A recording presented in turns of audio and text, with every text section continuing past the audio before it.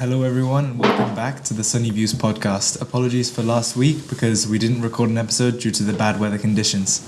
Today I'm joined with Emily, Prem, Manuel, and we'll be discussing controversial topics, part 2. Because last time my classmate Sophia discussed controversial topics, part 1. Today I'm doing part 2, but I want to take a more thought-provoking route and talk about more deep topics that will make you guys and the listeners think deeply, not just pineapple on pizza. Okay, so my first question is, does AI have more benefits or drawbacks to us as a society, students, or just in general? What do you guys think? Do you guys agree that it has more benefits, or do you guys think that it takes things away AI from us? is like any other tech. You can use it for good or you can use it for evil. Mm-hmm. So if you only use it for good, then it has a lot of benefits for society. But if you use it for evil, then it isn't. It's like gunpowder. Gunpowder can be used as fireworks, but it can also be used for weapons, right? So you think that it's how you use it, not that it like it's how you use it, not the capabilities of it. People put the purpose in technology, not technology itself. I mean, the capabilities are not set yet. Like, there's like infinite capabilities. So do you can design a software to we'll like see. rob a bank or like to help us with our studies? You know, it's like depends. But do you think that like right now in the day and age that it hasn't advanced as far as it has? Does it have more benefits to us right now? Like, let's say for us students, is it better than? I mean, for us, yeah. Yeah, because for us it helps it's us good. with our studies. And what about for the businesses and all the employees that where AI is taking their jobs, or the businesses where it actually AI is more efficient than the employees? Yes, it depends on the business because you can use AI to like make market strategies and stuff like that. Yeah. And like reduce the number of employees, which grows the business, but then the employees itself, like themselves, they're fired. So it depends like which perspective you're looking at from, the employees or the business. Yeah. So for the business it's better, for the employee it's worse. But is AI more effective than humans in operating a business or operating anything like a Well, it machine? depends highly on the role. You wouldn't want a ChatGPT to be the store clerk. You want like an actual person helping you with your purchases, right? Yeah, but don't you think that because, for example, if you ask the store clerk, oh, where do I find this item? Don't you think the AI could scan the whole shop and tell you exactly where it is? Whereas the store clerk, there's room for error, so... But it's like a combination, like a pilot. You still need a pilot like to take off and to land the plane, but you can just put autopilot for the rest of the flight. But you still need some human interaction there. So you think that there always has to be human intervention and you can never let AI go... I mean, you cannot like let AI, like the lives of hundreds of people in the hands of AI. What do you think, Emily? I also think it depends on the job because I wouldn't trust like a doctor to do a surgery on me or like a lawyer in a courtroom be AI because a lot of it is like empathy, whereas it's or like an artist that couldn't really be taken by AI because they can like make beautiful paintings, but it wouldn't be the same as like an artist telling their story. But like with like jobs like a store clerk, like that's just self-checkout, isn't it? You don't really need someone for that. So a lot of jobs will be taken. For us, it's good in the short term because we just use it in small doses to like get through our exams. But even then, you could argue that that's not good either because it makes this kind of like you memorize it the night before and then you forget it the next day, and you don't really like know what you're saying. So Yeah, so I kind of agree with you there that it could be beneficial for students because like it'll help us with their exams. But I think about this a lot where think about the future doctors and lawyers in university, the amount that they use ChatGPT or AI for their assignments, and you're trusting the doctors that search on ChatGPT how to perform a heart surgery to But it's not like before. Like now, doctors who perform a surgery, they depend on robots who use AI as well. Like it's not 100% the doctor and his like medical staff. Yeah, but the way that the doctors and these professions are educated is through ChatGPT, and they can.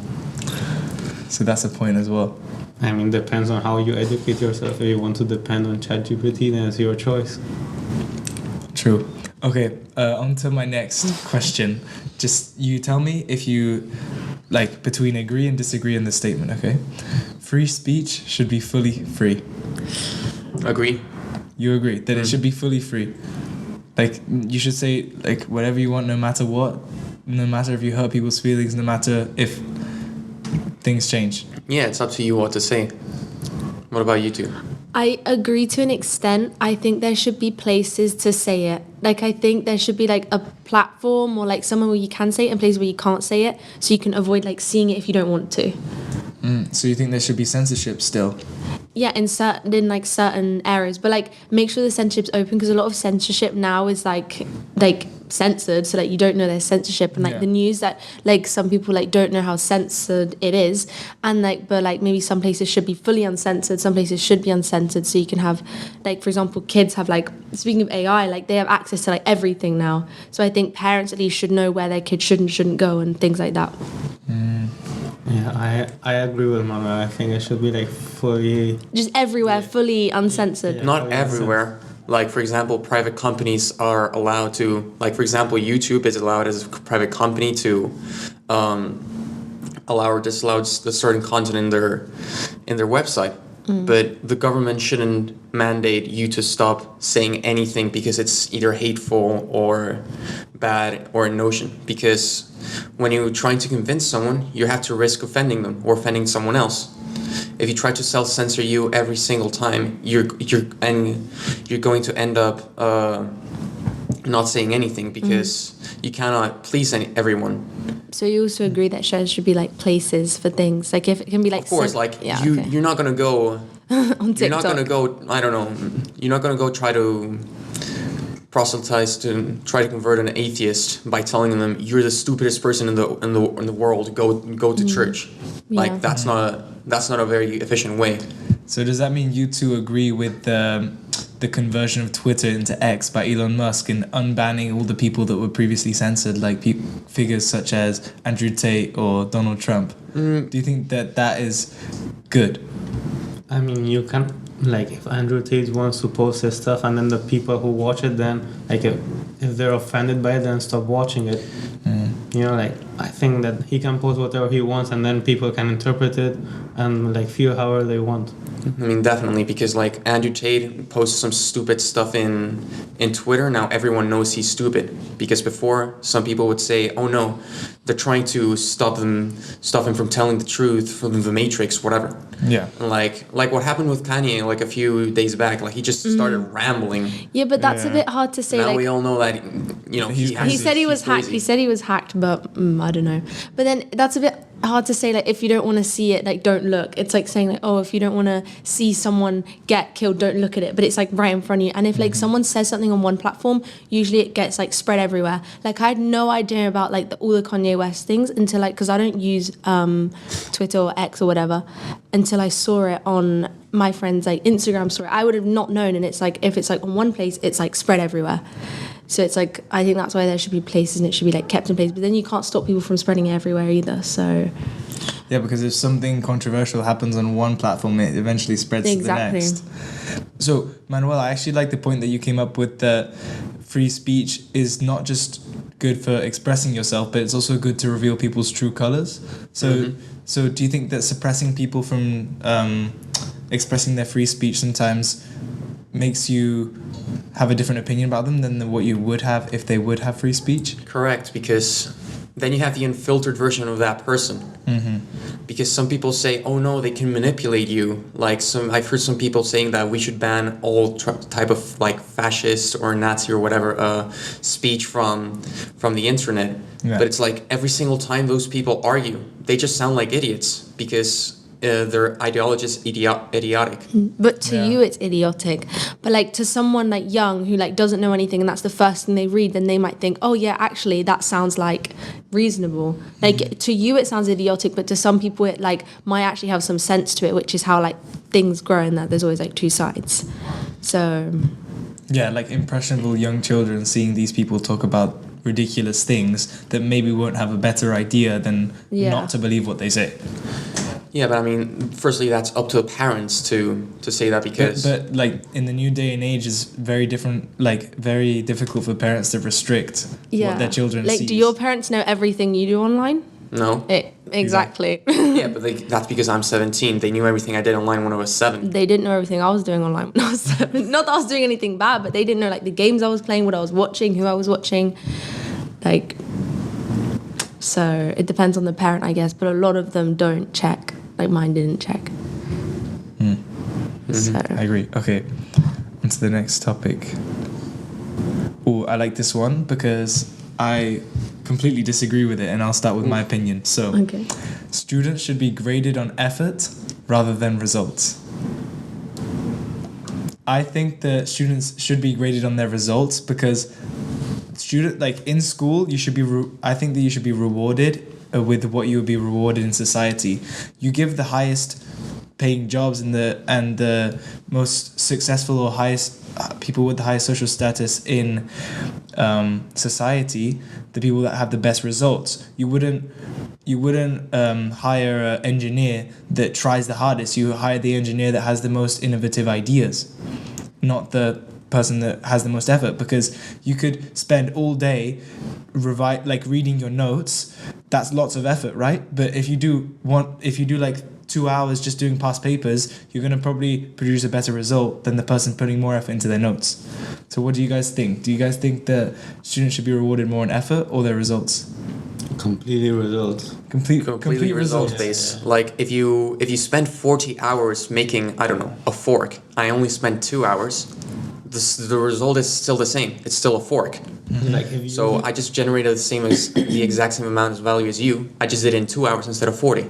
if you study like way harder but like more inefficient than me, then it's like you make more effort but it's your fault like for making it inefficient. So do you think that the ATL grades that they release is rather like ineffective in displaying how the grades should really be reflected, not through their effort, but through the grades of the assessments? Well, no, because there is still some correlation. Generally speaking, the more effort you put into a subject, the higher your grades are. But we're expected like to be like on top of things throughout the entire year, like full on, and like maybe I want to take it easy on like the second term or stuff because I'm gassed out from the first term, and then I'll like do more work on the third term, but then the ATLs like are worse for me, but it doesn't really matter for me. I don't like care if I have bad ATLs, but I care about the attainment. I agree, results. So we all agree, there's no controversy here that results should be prioritized over effort. Yeah, but I think sometimes effort, like I think ATLs are kind of important to see whether your kind of effort is, because usually they like make notes. They're like, oh, really well, but like does this. So I don't know. It's also good it's more for your parents, I think, to see how you're doing like when you're not at home. But I think results, because at the end of the day, it's like, it's not the school it's not like this, it's like outside people, universities that see your results. They don't see your ATLs. But do you think that ATLs are more important for people like our age or like younger kids? Younger kids. I would say younger kids because they haven't developed the learning skills that we do. Yeah. Because now Like it's at very year 6. independent. Like if we don't do it, then that's our problem. Exactly.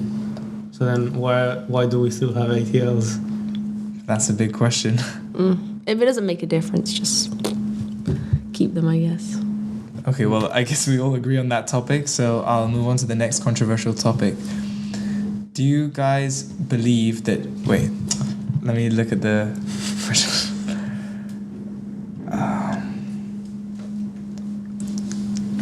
Do you believe that true equality is impossible because people always find ways to create hierarchies within society or within school or within any area where equality should be reached? That's quite a thought-provoking topic, right? Let's say like a level playing field and I don't know, making money. Yeah. Everyone starts with $0. Everyone starts with a job, whatever. Yeah. There's still going to be inequality because someone is going to be better at doing the job than someone else, correct? Well, what if we try to equalize that by I don't know, introducing help for the people that have lower quality?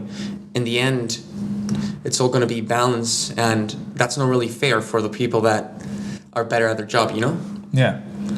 So I don't think equality is completely achievable. Society is 100%. made for there to be hierarchy levels in like every aspect. But why? Because there are like some people who are better than others. So it all And comes down to certain ability. things. No. I think it also, okay, this is maybe a bit controversial. Whether you like it or not, everyone has their own like way of stereotyping and profiling in their head. So let's say if you had like, even if you don't like realize it, like everyone has like their own hierarchy in their like minds, even if that comes to like physical appearance. So like, if I had people with exactly the same qualifications in front of me and they were like different somehow, but they were all exactly the same, then I'd probably like preference one over another without even consciously knowing, just because like, I don't know, like you'd have experiences in your life where like maybe guy with brown hair has done something really horrible to you. If you have like a guy with brown hair and a guy with blonde hair, you might automatically choose the blonde one because you'll trust them more. So I think you'll always have a hierarchy and a preference of people no matter what, and it's like individual as well. Like it's internal and like individual. But do you think, is that learned, or is that more you're born with this innate like biological like drive to trust certain people over others? I think that's learned. You know about the halo effect? Yeah. Yeah. Yeah, where you attribute good traits to people that look good. Yeah. Oh, that's part of it. Like, let's try. I don't know. In CVs, you are not allowed to put your face. Yeah. You still have other qualities you You can should have shine your through. name. Mm-hmm. Your name like shows where you're from. Like your name is Manuel Villavieja. My name is Harry Tarlton. Like if someone has a bad idea of Spanish people, they're less likely to hire you than me, even if you may have better qualifications. So I guess it does come down to how like employers or society perceives you. Like you said, the halo effect. Mm-hmm. Okay. I guess that was quite a difficult topic. Oh, I do like this one. Optimism can be a form of denial, avoiding the harsh realities of life. So do you guys think that being too optimistic is sometimes a bad thing because you're living in paradise or you're living in a fairy tale? That you think everything will just come true and everything will be okay? Yeah, definitely if you are overly optimistic. Because if you're optimistic in your grades and you say you're going to get an A, well, maybe you won't put your work in. But if you are optimistic in the way of, I'm getting an A if I do X, Y, and Z, then I think that optimism is well-founded. Like you have and to be... You should be optimistic with, you should be optimistic with ground in reality. That if you do X, Y, and Z, you'll achieve result X. So you're saying that realism should be the middle ground between optimism and pessimism, and that you should consider that there are other. I'm like going on a tangent here, but thinking that optimism is because optimistic but self-aware, maybe. yeah, you're optimistic but you're self-aware. You're not ignoring the bad things that could happen, but you're thinking, if I do everything in my power to prevent the bad things from happening, then they won't happen. Yeah, you should expect the best thing to happen, but you should prepare for the worst thing to happen. That's always my motto. What are you going to say, Prem? I cut you off. I forgot half of it, but that you have to be realistic also, like be optimistic to push yourself, but also be realistic in a way that you're maybe not going to achieve everything you want to, or prepare for what you might not achieve. So, but do you guys think that it's better to be more on the optimistic side and have more belief and towards that you think that you'll achieve things, or pessimistic is thinking that you won't achieve these things and you need to work harder? It's like a risk thing, because like if you're very optimistic, then you like might want to like make a more risk, because if you're like more pessimist, then I don't know, if like you want to achieve grades A, and like if you're in a B, you can stay safe being on the C. But if you want to like be more optimistic and go for the A, you know what I mean? You're like risking more. So do you think that being more optimistic and thinking, yes, I'm going to get an A star, will push you to put in the action to actually achieve that? Yeah, but if you're more pessimist, then you're like not risking anything, and you say like, if you're a B student and then you can just get C's and you're not risking anything. I'd rather be 100% optimistic. Whoa. But don't you think you're denying, like it says, like you're denying the realities of life, that not everything is perfect, not everything will work out the way that you want Not it really, to. but like, what's the problem with that? Like, if something goes bad, great, I'll just find the bright side. Like, that's great for me. Like, and then also you'll go for more because you'll be like, yeah, I can get it, like, easy. Or you'll go for more, like, you'll say you'll take more risks if you're an optimist. And then if something doesn't go well, if you're an actual optimist, you'll be like, oh, it's fine. Like, look on the bright side, at least this, and that. So I'd rather be optimistic. But if you constantly don't achieve what you want to achieve, isn't like you cannot always find the positive and the negative. But what if you do? What if you're an optimist and you do achieve everything? And you'll never feel bad about not achieving your goals. Because you have new goals. But what if you don't achieve those new goals?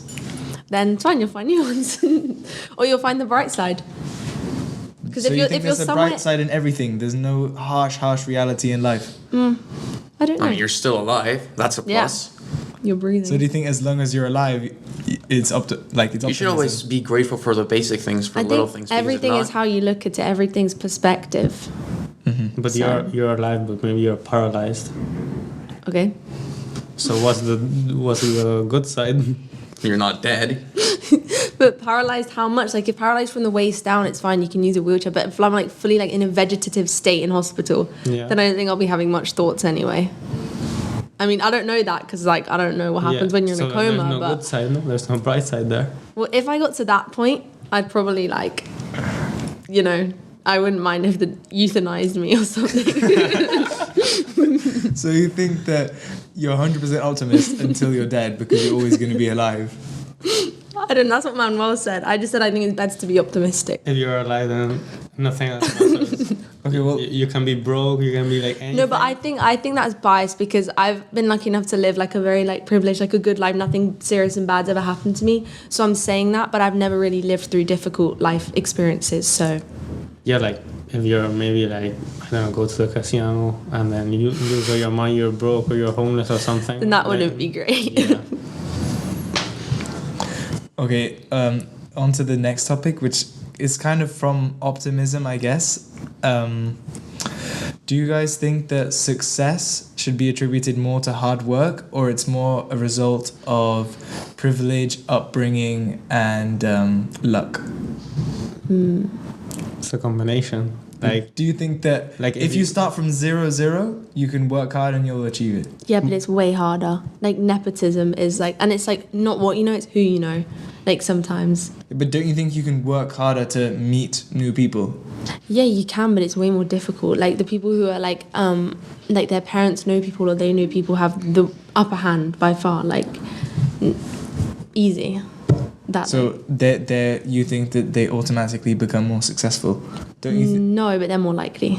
Obviously, everyone can like be bad in life and end up bad, but like you're less likely to if you know people or if you come from like a privileged background. But don't you think as well, if you come from a privileged background, that will lead you to be less successful because you just think that everything you get, you deserve, and you just receive everything, and then you just end up being, it's like the celebrity children that end up being drug addicts and Yeah. fall off the rails, you know? I mean, that depends on the person, and I think it also depends what your parents do, maybe. Because if your parents are like both lawyers or both politicians, then they'll probably force you to study and go to a good school and put you through good education. Whereas if they're more like kind of free parents, like artists that have like done really successful or something, or I don't know, like the singers, then they might be more lenient or not be, I don't know. But I think it also depends on the parents and what your upbringing is. So you're saying that if you're a privileged child, like brought from a more like business standpoint, like a lawyer or a doctor or some like the hardworking mentality there, rather than parents that maybe achieve their success through luck, like entertainment or arts, they're more likely to have a more liberal standpoint and give you whatever you want. Like the children from the doctors and the lawyers are more likely to achieve success than the ones who are from the entertainment and arts industry, and then the children that didn't have any type of upbringing that would have provided them with the privileges as growing up. That's a good question. I don't those know. children of doctors, they're privileged, but their parents, they also taught them to work hard. Yeah. Yeah, but the other one. So do you think they that weren't privilege as and hard work from like as taught by the parents is the most important factor in success? I mean, if you're hardworking and you're also privileged, then what else do you want? Yeah. I mean, when you look at history, like for example, the Rothschilds, the people that made the first oil tycoons, like they're no longer like extremely rich. Yeah. You know, like wealth can fall, wealth can rise, and wealth can fall. The thing is that their children didn't manage their wealth well, and so they lost a lot of it. And like same with like European monarchies, most of them are republics now. Yeah. And so usually what happens is that someone in the family will generate wealth. Their kids will usually manage it well, but not grow it, and then their kids will start losing it. And so it's Because the hard work isn't carried on. Exactly. It's Yeah. only by like the quality of the person is the thing that makes money yeah. in the end.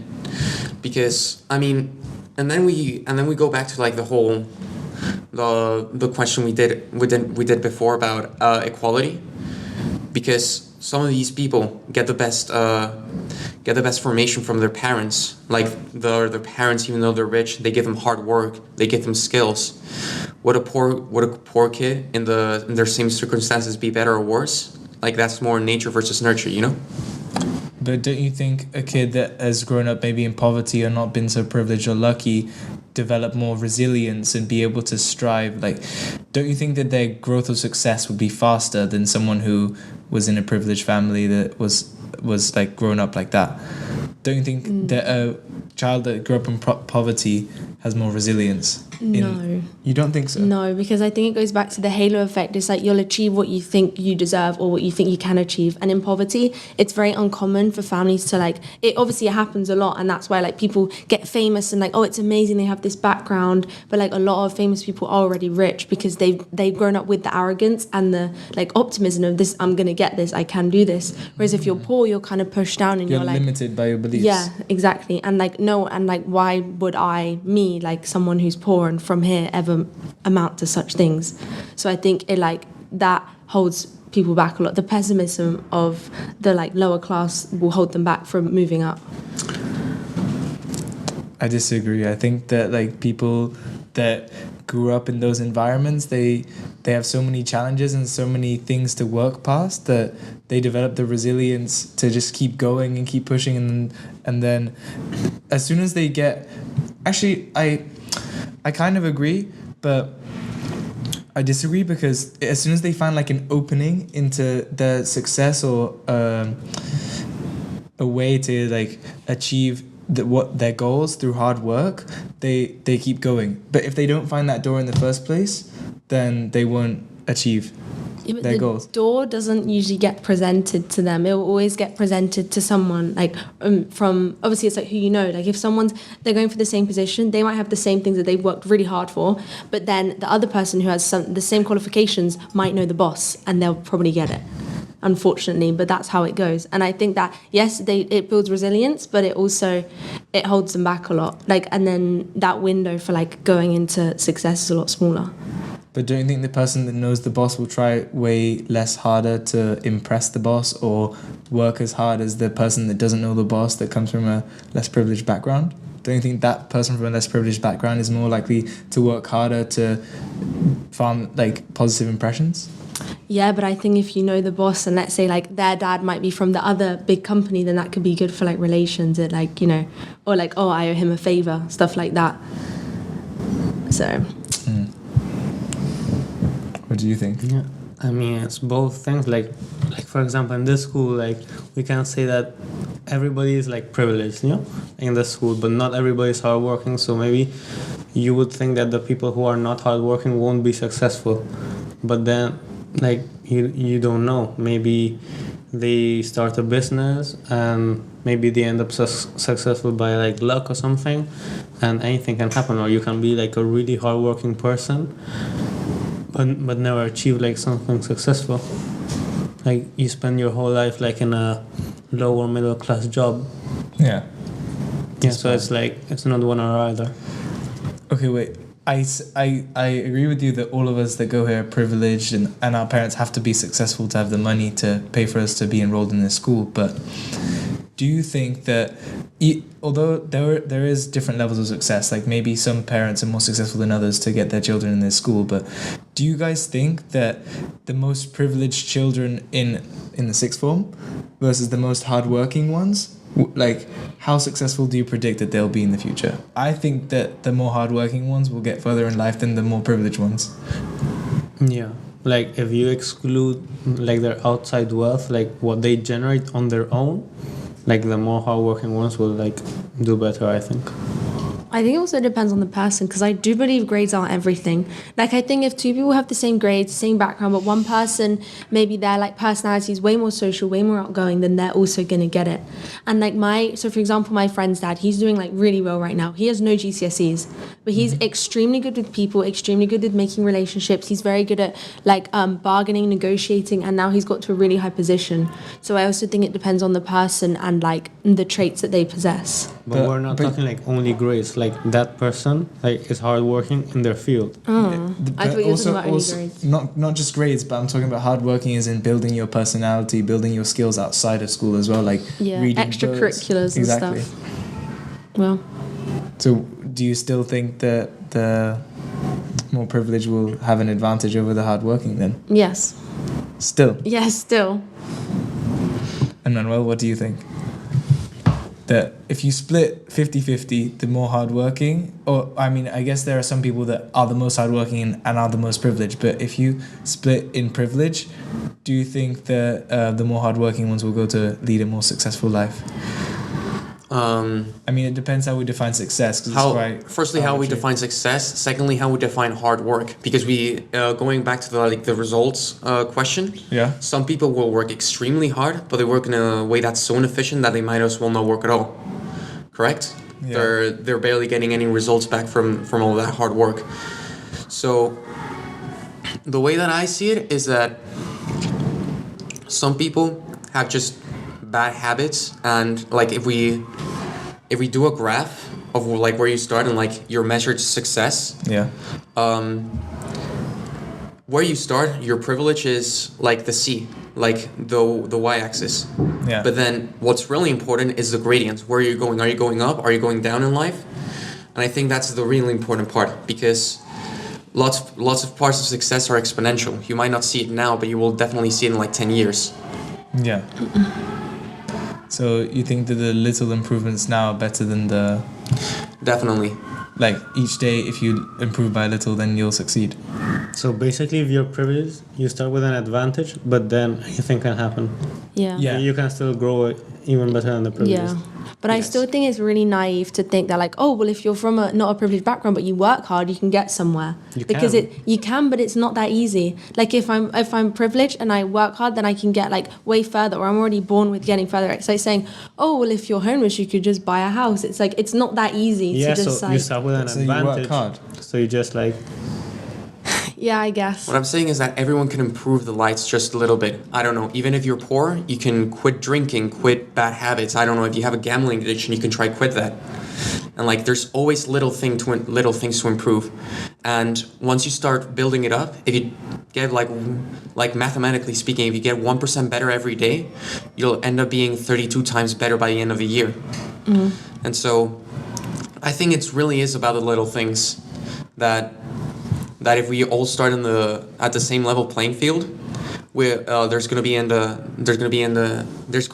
up being a very big difference in success in how you invest your time little by little. Like we go to a private school, so we're like privileged. We have an advantage over the people who go to public schools. Does that mean we're going to be like more successful than the public school? On average, probably yes. On average, yes, but it also depends on the person. Like I knew a bunch of people back in GCSE, in which it didn't matter if they went to public school or private school. They were just failing. Yeah. So that was up to them because they didn't do anything. Yeah. They just sat all day in their classes looking just at the wall, and in breaks they didn't do anything. They didn't study. Yeah, because that was up to them. It means that the rich get richer and the poor get poorer. And it's not always like that. It's not always like that correlated, where if your parents are successful, you will be, or if your parents are unsuccessful, you won't be. Yeah. Yeah, I completely agree with that. And I think that I forgot what I was going to say now. yeah, I just completely lost my train of thought when you guys were talking, but yeah, I'll go on to the next topic now, the last one. Yeah. The last topic is, how far do you agree with this? True altruism cannot exist because every selfless act provides emotional, psychological, or social rewards to the giver. Can you repeat? True altruism. Damn, that's a charged question. True altruism. Wait, let me read it again. True altruism cannot exist because every selfless act provides emotional, psychological, or social rewards to the giver.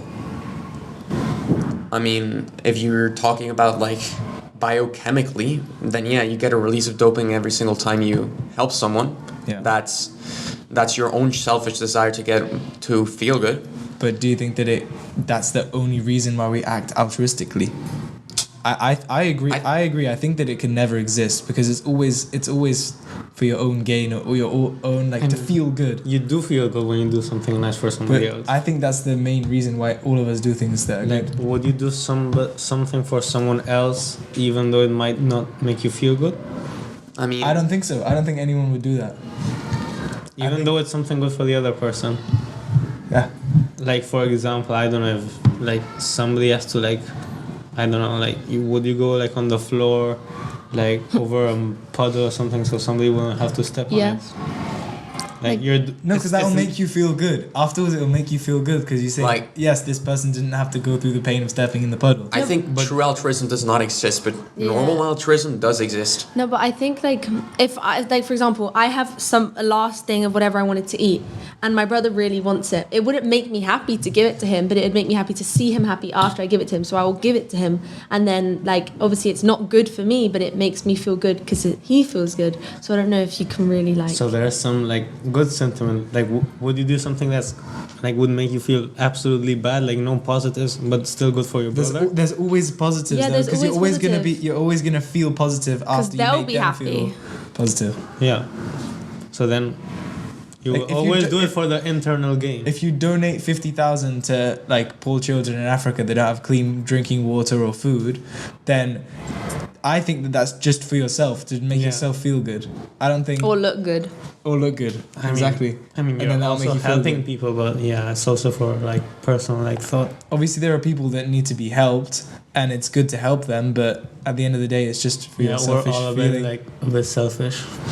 I mean, at that point, like, if we're defining altruism by you have zero benefit emotionally, physically, whatever, like, that's obviously never going to happen. Yeah. Because at that point, Then what? Obviously, other than like helping people, what other reasons would there be to be altruistic? Yeah, why would you do something that doesn't make you feel good, or like the other person? Like, so I think it is impossible because why would you do it? Yeah, Like, I why don't would you think do it's something selfish. that It's like, just like why would I want to do that? like make somebody else feel bad and make yourself feel bad? Like that doesn't make sense. Like Yeah. there's no situation where that would happen. Like you would do maybe something bad to another person to make yourself feel good. Or why would you do something bad to them to make them feel bad, and then that makes you feel bad? Like, that would never happen. No, but I mean, you won't That would always never feel happen. bad if they feel bad. yeah, I think Yeah, the definition like- of true altruism is like Yeah. completely out the window. It 'Cause- throws any sort of altruism Yeah. completely out the window because I think true altruism should like be a little bit more concentric. Like, you do get an emotional gain, or I don't know how you want to sell a gain to your soul or to your conscience, Yeah. but not physically. I think that's how we should define true altruism because the way you define it, there's no situation in which true altruism can occur. What about the normal type of altruism? Normal type of altruism, like just helping someone Yeah. for monetary gain, maybe for like monetary gain, physical gain, whatever. Yeah. Yeah, that can definitely happen. Do you think that can exist without the rewards, like for yourself? Like not physical reward, but internally physical, you feel definitely. good. So that's some kind of reward. Have you ever gave money to a homeless person? There's no physical reward in that, but there is mental. You're helping yourself conscious. I would say that's true altruism. Yeah. But you just do that for your own gain, not for the other person. So like if you're like tutoring someone, you're helping them. Like there's nothing in it for you, but like Yeah. you feel good about yourself. Well, when you tutor someone, you also learn things about yourself, right? Don't you? Yeah. If you tutor someone, you're learning how you teach someone else. And I in don't that know, way like the giving money to homeless one, like obviously it makes me feel good and stuff, but then I'm also losing money. Like, so that's not always good, is it? No. So it's not always for the feeling. Because I could go about my day perfectly happy with the money, but I'm choosing to get rid of the money and also feel happy. So it's like, you know. What would make you happier than spending that money on yourself or spending that money on the homeless person? Probably myself. I think so. Yeah, probably. Okay. Would you feel better? Like if you have 20 euros, you would give it like to a homeless person or like buy something for yourself or something to eat or something? I would probably rather spend it to buy something for them because I don't know what they would spend it on. Yeah, true. Yeah, you'd They have would to. probably spend it on beer or On drugs. Yeah. On drugs. Yeah, So, but that's something that would make but them happy. I would go inside of the shop or to a cafe or something and get food for them. What if they don't want that? Like I offered, once I offered them food and they didn't want it. They just wanted the money and I didn't give it to them. Because if they don't want food and they don't want drink, but they just want the money, what do you think they're going to do with it? Nothing that I want to be involved with. Yeah, but at least you tried. Yeah. Okay, I think that's a wrap. Yeah. I think that's the end.